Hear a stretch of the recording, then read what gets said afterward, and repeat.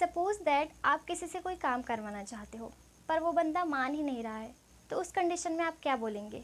यही बोलेंगे ना कि आप ये काम करने का क्या लोगे, या फिर वो ये काम करने का क्या लेगा। लेकिन इसे इंग्लिश में कैसे बोलेंगे? क्या आप जानते हैं कि इस तरह के सेंटेंसेस को इंग्लिश में कैसे बोल सकते हैं? नहीं जानते? कोई बात नहीं, आज के इस क्लास में मैं आपको बताऊंगी कि इस तरह के सेंटेंसेस को हम इंग्लिश में कैसे बोल सकते हैं। Hi everyone, this is your English वाली ma'am and my name is Dineshwari, और मैं आपके लिए लेकर आई हूँ कुछ interesting sentences with structure. So आज की जो क्लास है बहुत ही ज़्यादा इंटरेस्टिंग होने वाली है, so make sure that you watch this class till the end. So let's begin. So चलिए इन सारे सेंटेंसेस को पढ़ लेते हैं। पहले सेंटेंस है, तुम चुप रहने का क्या लोगे। नेक्स्ट है, वो यहाँ से जाने का क्या लेगा। नेक्स्ट सेंटेंस है, सच बोलने का क्या लोगे। वह उसे छोड़ने का क्या लेगा। आप मुझे अंग्रेजी सिखाने का क्या लेंगे। तो आज के इस क्लास में हम इसी तरह के सेंटेंसेस को इंग्लिश में बोलना सीखेंगे। लेकिन चलिए इससे पहले देख लेते हैं इस तरह के सेंटेंसेस को बनाने का स्ट्रक्चर। ओके, सो स्ट्रक्चर होगा,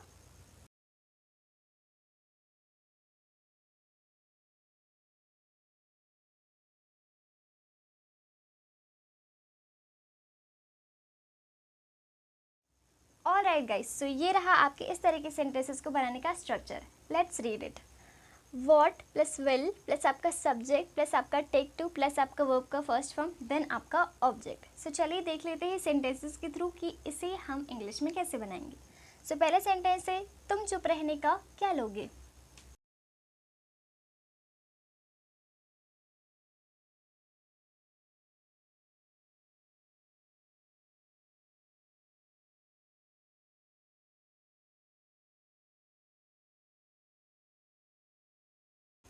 alright guys, so this is your first sentence. आपका सेंटेंस है, तुम चुप रहने का क्या लोगे।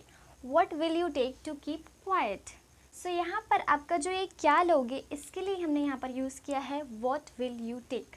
व्हाट विल यू टेक का मतलब होता है क्या लोगे। ऑलराइट, और देन आपका जो रिमेन सेंटेंस है कि कीप क्वाइट। यहाँ पर हमने शांत रहने की बात की है ना, इसलिए शांत रहने को हम इंग्लिश में बोलते हैं कीप क्वाइट। ऑलराइट, सो आपका नेक्स्ट सेंटेंस है, वो यहाँ से जाने का क्या लेगा।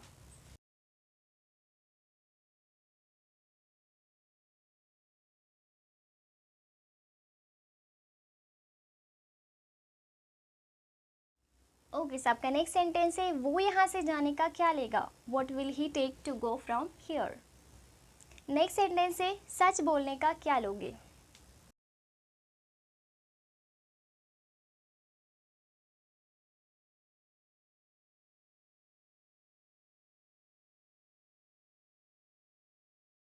ओके, सो सच बोलने का क्या लोगे। What will you take to speak the truth.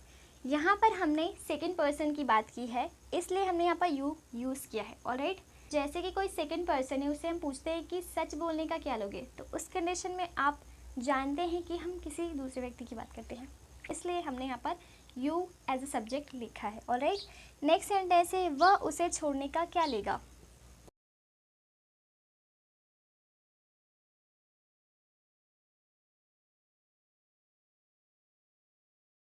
वह उसे छोड़ने का क्या लेगा। What will he take to leave her. Alright, next sentence है, आप मुझे अंग्रेजी सिखाने का क्या लेंगे।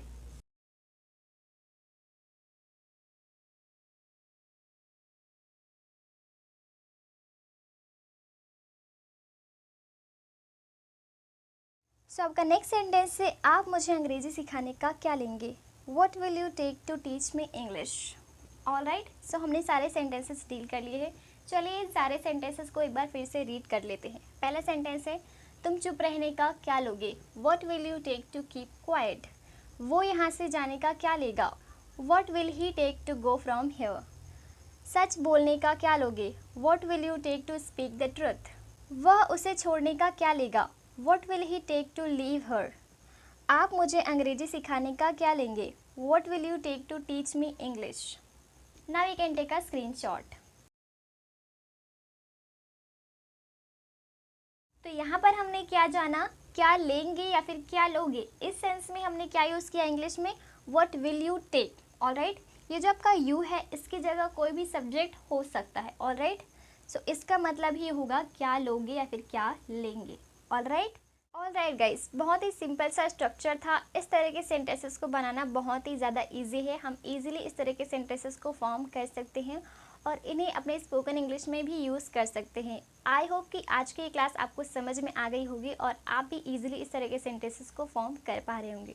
अब एक सेंटेंस की इंग्लिश आप मुझे कमेंट सेक्शन में कमेंट करके बताएं। आपका सेंटेंस है, तुम पढ़ाई करने का क्या लोगे। इस सेंटेंस की English let me in the comments and I hope कि ये क्लास आपके लिए हेल्पफुल रही होगी।